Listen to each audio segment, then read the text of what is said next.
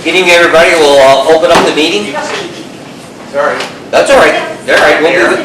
Hi, Peter. We're going to start the meeting. I'll have the clerk call the roll. Mayor Patricelli. Present. Councilwoman Diamond. Present. Councilman Dawes. Here. Okay. Next order of business. We'll ask everybody to stand. We'll say the pledge of allegiance.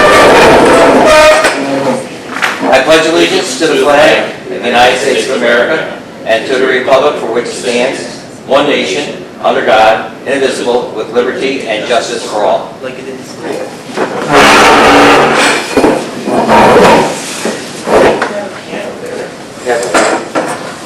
You want to do that proclamation first? Yes, we're going to do the proclamation first, or the certificate first of appreciation. And I'm going to ask Peter to come up front, please, and Councilwoman Diamond and Councilman Dawes. How are you, Peter? Good, Mayor. How you been? Good? Good. You sit right over here. This is Councilman Dawes. This is Councilwoman Barb Diamond. Hi, it's nice to meet you. I'm going to read this, and then I'll explain it here. The citation is for Peter John Angus. We, the Mayor and the City Council, hereby express our sincere gratitude for volunteering your time at Clinton Park, ensuring this brave pool was turned on and off each day during the summer months. Your dedication and commitment to the City of Watervliet is appreciative and admirable. Peter, thank you very much for everything that you've done for us during the summer and the kids at Clinton Park. We really do appreciate it. You're welcome, Mayor. You're welcome. All right. Thank you. And this is for you. And Joe, take a picture of it? Yeah, well, you got a view here. Let's see. There you go. There, that's perfect. Thank you. All right. Thank you Mom, so take a much. picture of me. Well, everybody's got a picture of you, honey. He's going to just take Daddy's picture. Oh, geez, Peter. Sorry. You're here to call, buddy. That's all right. All right. Thank you for everything you did. That's so Appreciate it. hugely important, and the kids Yeah. had a great time. Yeah, It's wonderful. kids are having a great time. Had an awesome time. All right. Thank you. Thank you, Mom and Dad, and everybody. Ellen, thank you. Great. Thank you for your help. Yes, thank you so much. You're welcome to stay for the rest of the Absolutely, meeting. really. I wouldn't know. He would be happy to help out wherever he could. If anybody can think of things for him to do, I will. I'm very happy to I help will. out. That's a very dangerous offer to make. He really would like to help out. So thank you so much. It's a huge. Thank you very much. Very happy. You say thank you for letting me know. Thank you for letting me do this, Mayor. You're very welcome. And next time I need your help, remember what was it? Was it Christmas or Halloween that you helped me at? Halloween. Yeah, Was it we have Halloween? Halloween, so Christmas we can go. So I need you for Christmas. All right, All right? At the gazebo. got it? Remember? Yes. All right. All right. Got it, Mayor. All right. Thank you very much, Peter. Thank you. Bye, everybody. Thank you so much. Good night. I don't have a. You keep I, it. Thank you. I sent the photos to the mayor, let the record show. I didn't get the other one. Yeah, next one. You didn't? No. The ones you said you sent there? Yeah. All right. Okay. As just for the record here, we did have our fire department and administrative budget workshop at 5 o'clock, and now we'll go into reports of officers and committees. Okay. Oh, I'm sorry. I'll ask for the minutes of the previous meeting to be read. Mayor, I'll make a motion that we waive the reading of the minutes of the October 6th meeting. I'll second. All those in favor? Or clerk call the roll. Go ahead, Dave. Councilman Just Dawes. trying to make sure we In need favor. Councilwoman Diamond. In favor? Mayor Patricelli. In favor. All right, now we'll move into reports of officers and committees. Okay. Mayor, as you and Councilwoman Diamond know, we had our presentation for the downtown revitalization application last Tuesday. The presentation went well. We did get some feedback to it, and we're hoping to hear, later on in November as to their decisions.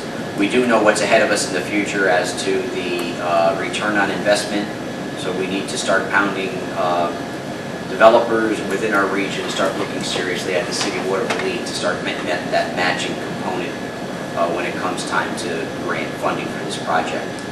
I don't know if you guys have any takeaways as well from that day. Well, that's kind of what I came away with. It's just kind of difficult. We'll have to kind of brainstorm about what can be developed Yes. in the city. Yes. The one thought that I had that thought of it later, in a sense, is, and I think this is something that Lindsay or ourselves, we should approach them just to be able to say, hey, look, did you ever consider this? I find it to be a very, very difficult,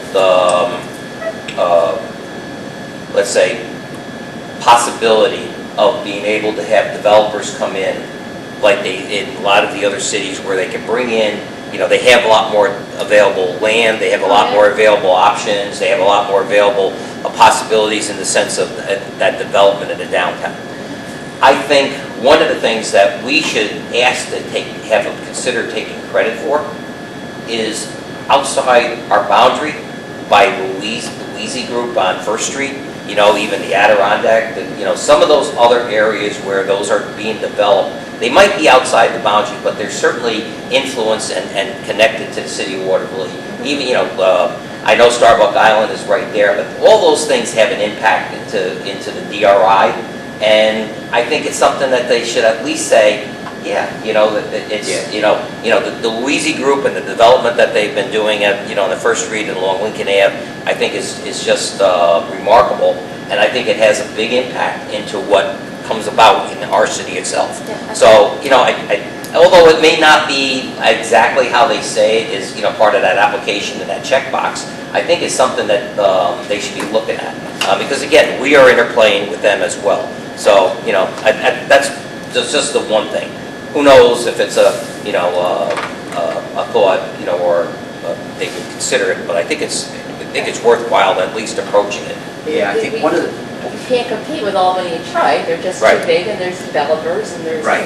putting in apartments and.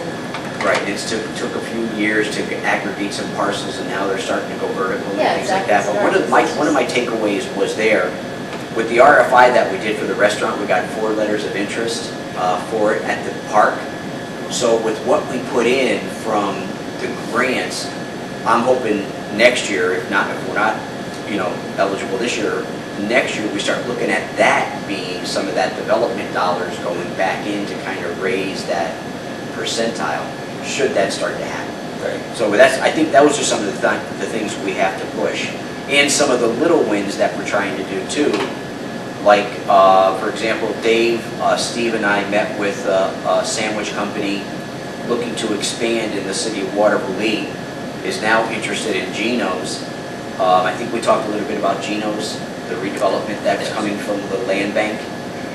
They're interested in possibly, actually we have a walkthrough with them next Tuesday to see if they could actually put an offer in on Geno's there, but there's a small win, should that come, and that could be some of our development dollars in the future years. But We're talking about, what is going on with Papa's? Papa's, I talked to Land Bank about the other day, when we were talking about Geno's trying to get a walkthrough.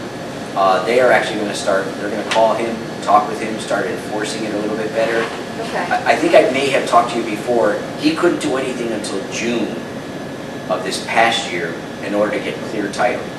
It's one of those properties like that woman and you and I were emailing back and forth on. There's not a clean title. So once the land bank disperses or just gets rid of it off of their inventory, they had to wait till June before they could touch the building, till no one could actually say I have laid claim to the property while he buys it. Now it's clean and it's up to them. But here it is November. We almost ticketed him twice for property maintenance issues. We talked with the guy. So I told, the land bank that Paul and I were very discouraged with his operation, and he's going to talk to them. Kind of like 23rd Street. Are they back up and running? We shut them down. Right. We shut them down, and he got all the paperwork in, and in fact, they were there yesterday, going through and starting to reassemble again. It did look, So they're starting to work on it Yes, again? yes. Okay. it did look like, I thought they were looking at it, but I didn't see anybody there, but it says, looks a little different, like somebody was here. Yeah, So, yeah, it hoping was that just yesterday that they Yeah, were sure. here. What's that? Some people in Frustrating with all these Yeah. places Working, that are they're being walking. They were worked walking on, around. being worked Yeah. on. Windows and gutters are nearing the edge. I think we have 8 more windows to be installed, 2 of the crests. Gutters are nearing the end. I think I sent you pictures the other day to show you what the old one looked like and why we were getting water inside City Hall. It was because of the corrosion on that pipe. We just put a new one in, so they should be buttoning that up. The new boiler system actually was turned on today. We've already gotten complaints from the court system that it was too hot down there. But we are going to now start taking measurements and everything for the zoning and the new The valves. that we have to put on there. So we're hoping that they'll be patient with us and get that going too. Paving is nearing completion. They did 23rd Street Tuesday evening and came back and finished that up. We should hopefully be seeing curbs done on 3rd Avenue and 16th Street intersection, hopefully within the week. And that'll be going, completing the paving of what we went out to bid for. And it's not the 2 add-ons that we recently did. In the future, when it comes to curbings, all municipalities across New York State and federally have to do a curb plan, which is for ADA compliancy. I've enlisted the help of Barton and the Judas to look at our curbs, our alleys, and to try to get them onto the paving plan, and to see if we can start doing, as we do a street, we could identify intersections for drop curbs.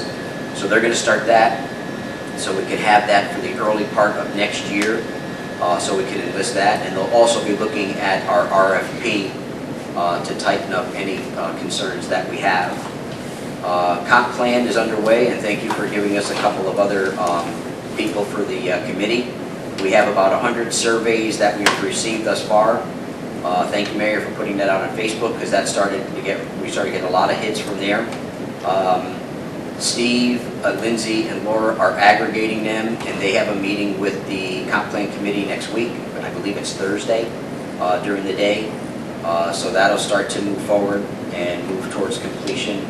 And we'll be looking at the vision and goals of the comp plan to see where we are, what we've had, what we've been successful with, and to see any type of changes going forward. During the budget meeting this morning, or this afternoon, we talked about the engineer the position. We got that approved by the Civil Service Commission, and that'll be within the project manager title. Do we know when we're gonna start Yes, to so fill that? actually I gave Carol the salary grade today, and we could post, I believe she's trying to post for Monday. Oh, wow. Yeah, so we're Okay. going to try to move on that one. That's one of the criteria for the water department for the upcoming year. As you all know, we did lose a water department member, so we're looking to backfill that position as well. And I think, for the interest of time, well, we did start conversations with the fire department and police department for the contracts yesterday and the day before, Amanda and I. So we'll keep you abreast as that's going on. And I think that's, Joe, I think there was an article in the Albany Business Review about Watervliet. yes, I have a copy of that I for get you. emails somehow, but I don't subscribe to it, so I can't read them. So can we get a copy of I that? do, I have a copy for you in Oh, the you do? office. Okay. Yes, yes, I meant to give that, to bring that in, I forgot. Yeah, that looks like it's pretty interesting. Okay. On the paving, Joe, there's a place over here on First Avenue and 14th Street that was not finished. Do you know why?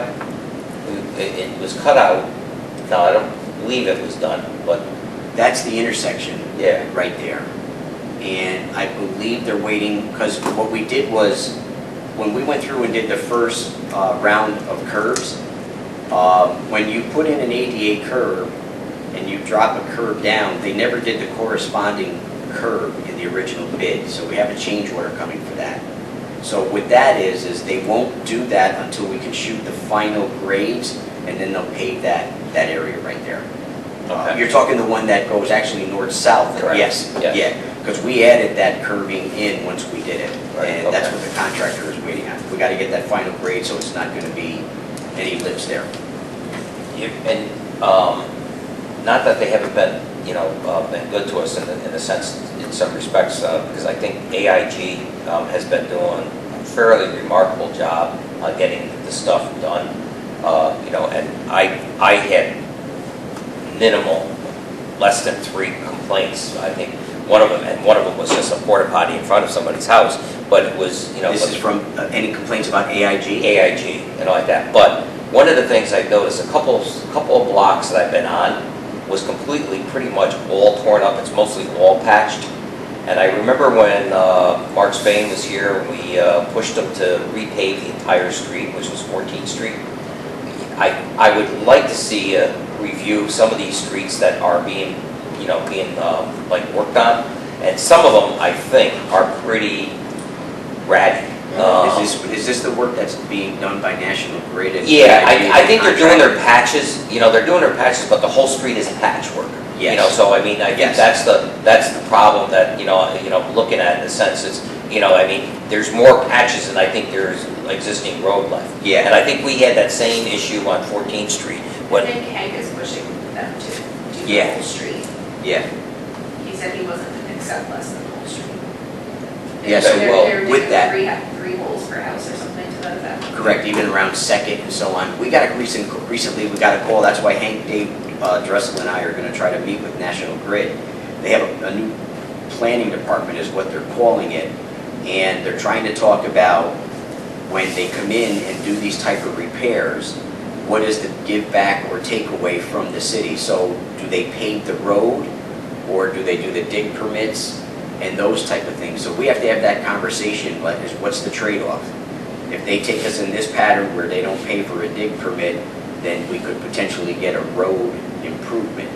But then what happens on something else where they're doing just one or a small one? Correct, yeah. Then it's all back on the city. So before we make any decision on that, I think that alludes to what Amanda was talking about with Hank. Before we make any decision, we want to meet with them to find out what is the trade-off, where do we win, and where do we lose before we do that. But I'll look into okay. to that, paving of the street. Okay. Well, we haven't decided anything on that, so that's down the road. We can talk about the future of that, but right now. Yeah. Okay. All right, if that's it on that, I'll move into old business. Your Honor, there is no old business on this evening's agenda. Yeah, go into new business, please. And the first order of business tonight is public hearing on local law number 5. Okay. I have a copy of this for everybody.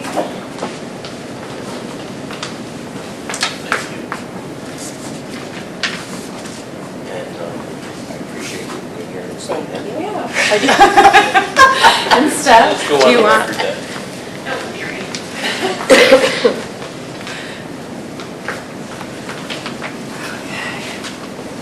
All right. Did local law number 5, this will amend for the parks. Yeah, so basically, the state law as of earlier this month has allowed,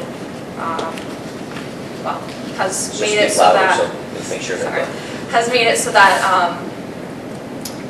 smoking in parks is illegal, and smoking and vaping at certain times in playgrounds is also illegal. This local law basically expands on that and would make smoking and vaping of both tobacco and cannabis in any park within the city illegal, and would assess a $50 fine as a penalty. Is that similar to what other cities are doing, $50 fines or something? So the state law actually is what allows for the $50 fine, and it's in line with kind of the fine schedule within other parts of the code, so. So we're following state laws, right? Yes, but also kind of expanding on it. Expanding. Because right now, you could vape in a park. So we are also prohibiting that as well. What about signage? So, yes, so there is a signage requirement. If you look on, I know I've seen it, but I want to Oh, make sure, sorry. I Yeah, want to make so- sure that it's, you know, that once we have it, we actually implement it. yeah, so there's a requirement on, of the city to place signage, kind of, warning people. Right. Obviously, you're going to want to make sure it reads how you want it to read before you purchase it. But I'm not as, does that answer your question? Yeah, it does. I just want, because this has to be implemented, this is effective once we pass. Right, Once so, we pass it, so we want to make sure everybody has warning of it. There was a woman who came to one of our council meetings last year. She's from the Oasis. Yes, one of those departments, I still have the email, and she said they had signs that were available for free if we wanted to contact her. I still have her email to us, so if we wanted to do that. I don't know if those signs will say what we need them to, but it is an option. You have to have, I've seen other signs in other municipalities where they actually have the local law number on it, you know. Oh. Where, That was really quick. I had, if we pass this tonight, can it be enforced right away, or is it signage have to go up? So the local law allows you, it basically authorizes you to put up the signage. Okay. Obviously, you should try to do that sooner rather than later, but it becomes effective immediately. okay. Okay, so this is a public hearing. I'll open up the public hearing for anyone that would like to speak for or against the amended local law. And seeing we have no one in attendance, even though it was pretty much, we had it publicized. I did publicize it, I did broadcast it out there and link it to the actual law. And I received no comments from anyone, regarding, the change or implementation. So if there's anything else, I'll close the public hearing. Okay? There's no other questions? All right, the public hearing is hereby closed. All right? Okay, go ahead, Dave. The next order of business is local law number 5 for 2022, a local law to amend chapter 209 of the code of the city of Watervliet. Mayor, I'll make a motion that we move on local law number 5 for 2022. I will second the motion. Okay. This is regarding the law that we just talked about for the parks, basically prohibiting tobacco, vaping, and cannabis to be used in any of our parks. Right? Okay. Can I ask you a question? Yeah. Was there an age limit? Somebody age? He just was asking about that. So smoking itself, I'm fairly certain you can't if you're under 18 anyway. But again, if there is someone that is, they can be cited under, regardless of age. And just to clarify, actually, it does become effective immediately once filed with the Secretary of State. So it would have to just be filed with the Secretary of State first, and then it's effective. Okay. This law? Yes. Okay. But then we have time for the signage too. All right. Good. If there's no other questions, I'll ask for the roll. Councilman Dawes, In favor. Councilwoman Diamond, In favor? Mayor Patricelli. In favor. Resolution number 69 for 2022 is a resolution amending the annual budget for fiscal year 2022. I'll make a motion that we... I'll second it. Okay. Amanda? So I'm sorry, I didn't print out like I usually do, but I'm going to cover the big items. The information was also sent to you by Joe when we sent the agenda packet. So PD overtime, we kind of discussed this in the PD workshop. It's more than what we normally budget, and because of that, we really need to increase it in the budget. And this year, just alone, we had 2 officers on light duty for almost the whole year, if not the entire year. And then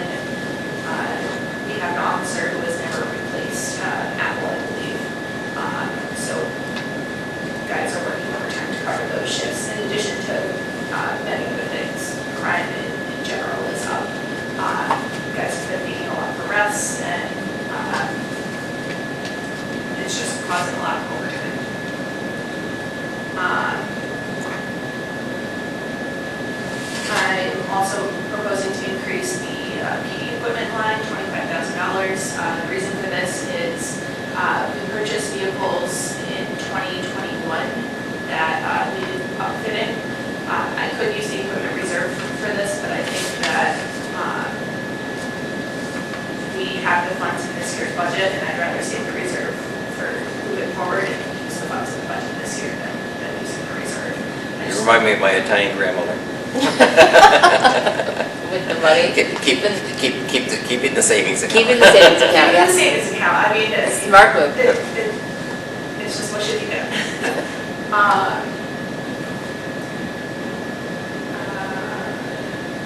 Fire department overtime. I don't know if you've had a chance to look at the spreadsheet that I had sent out. I've added some additional information specifically on fire department overtime because I'm actually asking for a $275,000 increase. So the budget was $250. I think we're going to end the year at about $525. Between two people that have been out for quite some time, one the entire year, one was injured in June. Those two alone are causing $169,000 in overtime for the year. We've got fires that are causing about $35,000, grant overtime, which is about $27,000, EMS overtime, so that could be being held at the hospital for long periods of time, or it could be a recall. That's about $30,000. Mutual aid, I'm projecting about $20,000, less than that. Then there's the normal vacation, sick, personal, whatever leave that they want to use, Kelly time. That's about $170,000. And then there's about $80,000 miscellaneous. We have a firefighter who has military duties that he is off for. COVID, there's been some EMS training, there's been EMS admin. So that puts us at 527. It's a little higher than what I budgeted, but I think we'll hopefully make it there. Special wages for fire department, I'm looking for an increase of $35,500. As I mentioned, there's a firefighter who's been out since June. And those wages are coming from our pocket, so I'm moving the wages from our normal salary line down to the special wages line.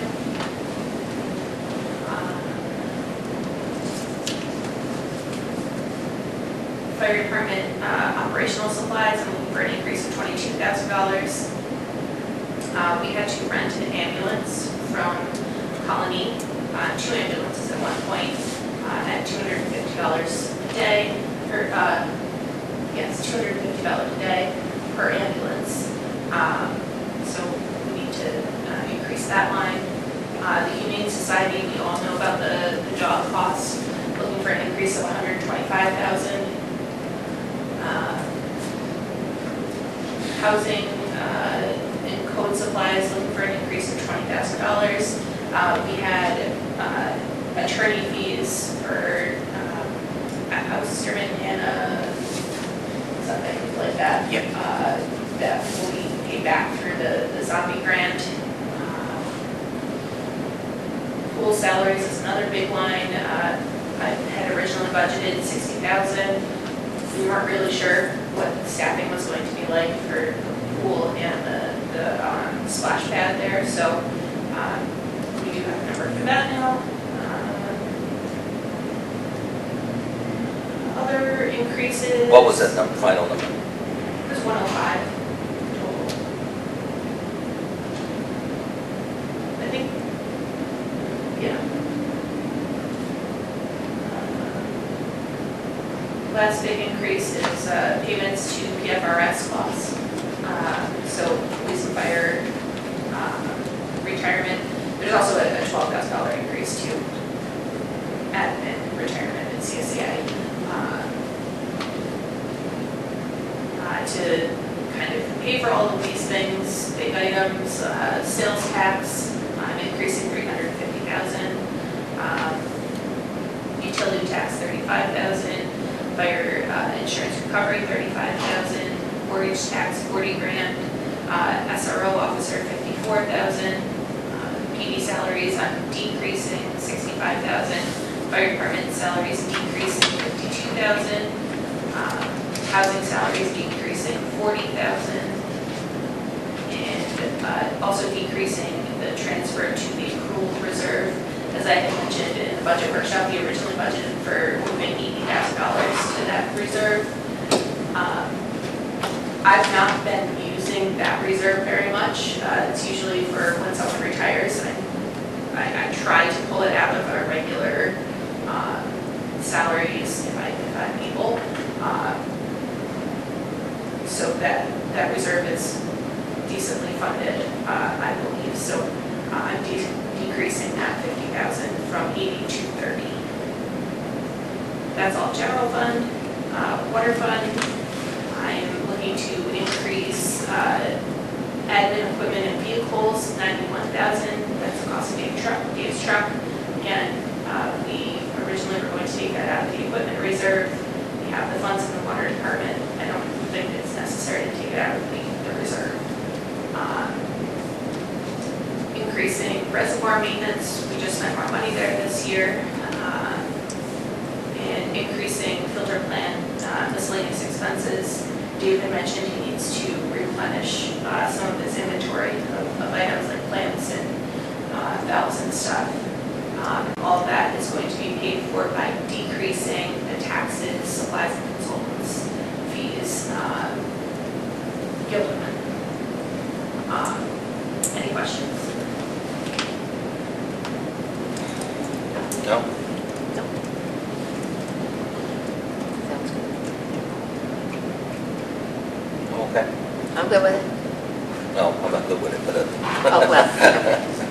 But I get it. Okay. Is there any other comments? Chris? No. Okay, then I'll pull the roll, please. Thanks, Amanda. Councilman Dawes? Favor? Councilwoman Diamond? In favor? Mayor Patricelli? In favor. Resolution number 70 for 2022 is a resolution approving change order number 1 for the concrete pad to the City Hall boiler system and authorizing Mayor Charles V. Patricelli to execute all required documents regarding same. Mayor, I'll make a motion that we move on resolution number 70 for 2022. Second that motion. Joe? This resolution here, number 70, for this evening, the actual increase currently for this is $5,583.65. And I encourage you to come over and take a look at the concrete pad and the boiler that was recently put into City Hall or in the fire department's basement. It's a lot better than the tunnel going underneath the dam, I guess. Not by much, but it is. This actually came, we were pouring the slab and we were prepping it along the wall, and there was the side of the concrete, the side of the wall actually had a little bubble. When they were jackhammering, they popped that bubble, water came in. So what we had to do here was actually put an underground trench in the ground with a perforated pipe and crushed stone with an opening on the trench so that water can come down into that opening under the concrete slab and then back into the sump pump. We already did this work. It was an emergency to do in order to get, because we were on a timely basis to get the boiler here. So this work has been completed. We had the architects there to design this, the engineers to design it. It's dry at this point in time. We are going to be doing where that bubble bursted, because you could actually put your hand through and feel dirt. We are going to be doing injections on that wall, and then there's another stress fracture on the other wall, so we're going to be doing injections into that wall to fill that void that we're finding there as well. I encourage you to come look at it. We could explain it better there. This is precautionary. If you look at the outside of the way the alleyway is and the pavement that was done behind City Hall where the cars come in, it actually tips towards the foundation. Typically a tip away. We did it the opposite way. So as we did, Mayor, if you remember with the Civic Center, we opened up that wall, we parged it. That's going to possibly be some work that we may do in the spring. But we think the injections with the hydraulic cement, which actually fills these type of voids, it should work. That's what the engineers have told us. That's what we're looking at. But the trench drain that we have in here currently is working. The boiler system is up and working. We did have blowout the other day from the boiler. It went into the trench drain and it went into the sump pump, and the sump pump went on, so it did everything that we planned. So when you're ready, I'll give you the tour. Yeah, I'd love to see that. Sounds like it was crumbling. It is. It is crumbling. Okay, Okay. exciting. Okay. Any other questions? Call the roll. Councilman Billis? In favor? Councilwoman Diamond? In favor? Mayor Patricelli? In favor. Resolution number 71 for 2022 is a resolution approving an agreement between the City of Watervliet and Niagara Mohawk Power Corporation, DBA National Grid, for the purchase of streetlights. I'll make a motion on resolution number 71 for 2022. And I'll second it. Okay. Resolution 71, this is, as you remember, we had a meeting with Centrica, our engineers and company that's doing the light purchase from National Grid. We received a letter from National Grid early this week, and this is really the resolution that creates the transmission letter and the sales purchase agreement, which then is signed by National Grid. And then from that point, National Grid has 60 days to then turn that over to the Public Service Commission, to which they have 90 days to act. And then we will have a license agreement, a purchase agreement, and disconnection letters. And then that's the last component for the city to then own the streetlights within the municipality. And then it's up to us to maintain them, and since we own them, if one goes out, it's up to us to replace the bulbs and... Correct. That'll be a new budgetary line item that we'll be looking at in the budget for next How year. do we reach those, with a fire truck? No. We actually have a company on our payroll now that does that. Correct me if I'm wrong. I forget the name. I don't The know street that they would lights. do that particular part of it. Yeah, most that's- likely. They usually do like the stoplights Yeah. and stuff. Could we work something out with Green Island? Green Island has a power authority. They can fix their streetlights. They got the big bucket trucks. They got the bucket trucks. I believe so. I don't know if they do the That was streetlights. my thought I shouldn't say about these that. guys. They do electrical work over there. I don't know if they do the I streetlights. think it's traffic safety technologists. Yeah. Yeah. The Green Island has said that they probably couldn't handle the Street Volume here. the volume or the demand or something, but that might change, once we get a little closer. But the big thing is not to maintain these streetlights. The big thing is we're replacing them. With So LEDs. with the LEDs. Replacing the lights and which is stuff, right, right, yeah. Which is really what Centrica is really involved in. We don't need Centrica just to purchase the streetlights. We need Right. Centrica's, they were coming in to do. Wattage. So they're gonna change over the lights from the high pressure sodium, the the helium, or halogen or whatever, to the LEDs. And they, then you can find a company that will maintain them. Okay. But this is also, with Centrica, the money that we're using is also FRB. Yes. Yes. So some of that money, we'll be getting a good chunk from FRB, because I think, if I remember right, roughly 600,000 to purchase the lights. FRB is around 300,000, something like that, Oh, okay. to give us the money for these lights. Yeah. And then the money that it costs for the purchase and the replacement is supposed to be coming from the savings from what we normally Right. paid National Grid to The difference. what we're paying LED. That's what the theory is, and what most of the other municipalities are. Everybody else I've talked to from other municipalities find it to be well worth Well, I think Gaho's had a pretty big savings. Now, we've been talking about this for a while, right? a long time. So, don't bring it up. Very exciting. But yes. All right, any other questions? No. Good, this is a good thing coming, Yes. so. All right, call the roll.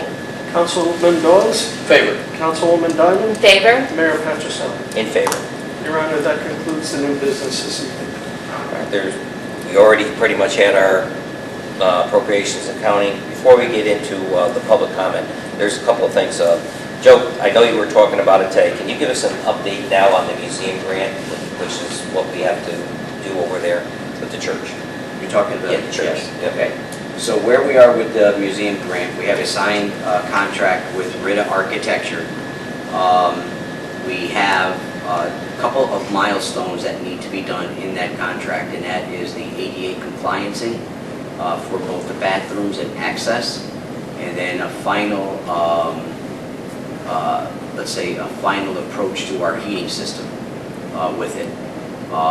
Dominic and I actually did talk again today, and he got the schematics that's needed. We're going to actually do there's a laser technology that they could actually, it spins around and it gets the full dynamic of the inside of the interior building, so we can get full dimensions. And then from that point, we'll do takeoffs. We're looking at the air handlers that we put in 2 years ago, maybe a year and a half ago now, those big blowers, relocating them to the basement, make the heat that it's supposed to be. It actually will deaden it, so you don't hear the things running while we have activities. One of the things we talked about extensively today was the classification of the building itself. Under building code technology or terminology, it's called an A3 classification. If we were to go where that's assemblage, it would kick in so many different codes that we couldn't afford the replacement that it is. But based on the A3 designation and what we are trying to do with that, heating in bathrooms, it doesn't trigger us to put in current code designations, such as sprinkler systems, those type of things, which wouldn't make this project feasible. Right. So that's where we stand as of today. Now we have a best direction to go forward, and that's where we're going to head. So we're not able to make that something, are you saying that people can assemble in? We're not going to, it's not going to be considered a place of assemblage, because anything over 100 people that it could fit, and we know that would fit 100, right? The way you sit in the pews and everything else. Yeah. But the A3 classification, which is churches and community centers, and what we're trying to do, ADA compliancy and heating system, doesn't trigger the sprinkler system, but it won't inhibit the 100 people to have a place of assemblage. I know it's kind of convoluted the way I'm explaining it, but it's just a matter of is what we classify it, triggers the codes that we review it under, and how we build anything to do it in order to do it by code. We're grandfathered, if you will, from our provisions to be in the current codes. That makes sense, we just got to figure out what we want it to be. Yes. That's, the coordinator can help with that. Okay, I have one more item that Yes. I think we should bring up a little bit. That's the garbage. Yes. With the problems that we've been having. Yes. So maybe if you can kind of like bring us up to date and for the record to say what we're doing with the garbage with the bags and stuff. Yes. So we've been, there's been Chris knows this, how this has been done over the years too. Sometimes there's a bag left outside the garbage, sometimes a couple more. We had some complaints over the last maybe 2 weeks now, I think it is. Yeah. We had conversations, and then all of a sudden, our sanitation department has just stopped picking up any garbage like that. We got several calls, why didn't you pick up my garbage, those type of things. Some nasty, some kind. We're now looking at putting a half of an 8.5 by 11, so what's that, 4.5 by, what is that, 5.5, quick dimensions. That'll be an orange sticker that gets put onto the garbage, either the container, the garbage that's left, or the bag that's left, and it says, warning, notice of violation, gives them we could not pick up your garbage because of, and Chris, I think, refined it a little bit yesterday when we were talking about it. Give them 3 bullet points as to why, and then the mayor developed the what is it, the QR code. That actually the phone, they're coming home, they can hit that code, it goes right onto their phone. They see the limitations of it, 1 bag, 2 bags, outside garbage, excessive garbage, too heavy. And then it's got call the general manager's office and the number there and the Department of Public Works on it. So that's going to help us, and we'll try to figure out a listing. We're working through the logistics on it now, what DPW does. But when it happens, our guys put a code on it, or put a sticker on it. We list the address, and then it's a warning notice that goes out. We'll keep track of that in the code department. Next time that happens, when we do a blitz, we see something happen, same number, that's a violation, and then we try to get them into the system. So our sanitation guys will put the stickers on? Yes, Okay. yes. They'll do that? Okay. It will be the new policy that, yes. I think that's great. That they will. Well, this way, Other municipalities do that. Do Cohoes they? does it, yes. Okay. As a property owner there, at one point, they did. Well, it gives, I think it also gives a resident explanation. right, Why and the garbage, there's some, why there's some they come. consistency there Yeah. too. I mean, you Yeah, know. it's consistent, you're right. Yes. Right. Because And a again, lot of, telling them why. yeah, and a lot of reasons, I understand why the guys don't pick it up. Yep. You know, a lot of people used to complain when I was there that, well, I got my garbage out, well, it's easy to drag a barrel out, but lifting it 3 or 4, I know we have the lift, but the lift doesn't work for certain cans either. Correct. So Right. people need to understand that, there's a little education both ways there, you know, and giving it the expression, a little bite of the apple first before it goes, Yes. making it fair too, so. I mean, and sometimes, you know, in fairness too, you know, they put their, you know, the garbage in the cans without the lids. Sometimes they're outside, you know, like it just rained and some of those cans are heavy. Yes, You know, they are. and they think, Yes. you know, they don't even know, because sometimes if they're outside in the fence area or the alley, it's Yeah. just, they just leave them there. And then, Right. you know, to move them is And as very Bruce good. alluded to in our conversation, there's a big difference between saying, oh, I was able to drag mine out and lifting it up. You know? Yeah, And there's been a absolutely. lot of Sure. issues too, like excessive garbage.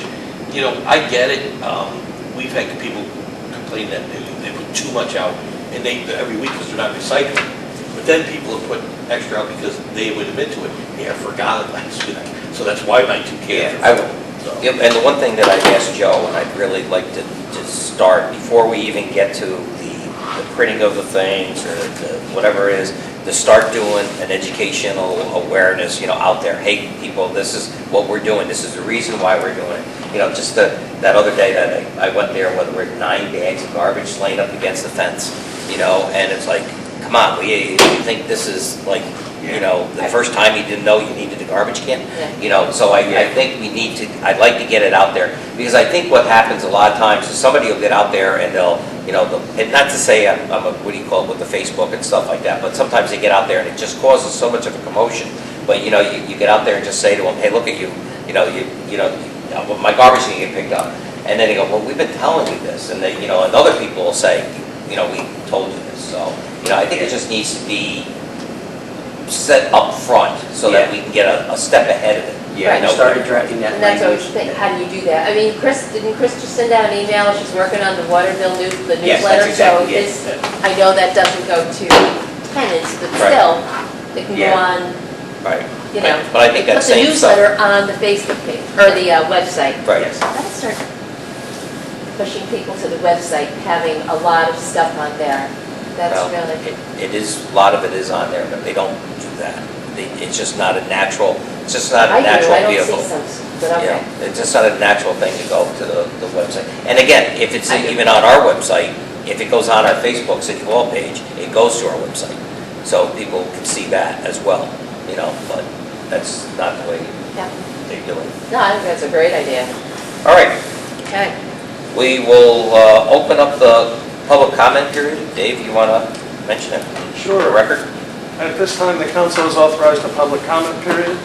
If you'd like to address the council, we ask that you step forward, state your name and address for the record. You'll have 2 minutes with which to speak. Okay. And again, as I mentioned, there's no public present tonight, so have the public comment period, and we'll just end up closing it, unless, Dave, you have something that you might want to say. can say it on record. All right, so we'll close the public comment period. The next meeting will be November 3rd. And that's basically it. So if there's nothing else, no other I'll make questions? a motion to adjourn. And I'll second that. Councilman Dawes? In favor. Councilwoman Diamond? In favor? Mayor Patricelli? In favor. All right, thank you, everybody. Meeting's closed.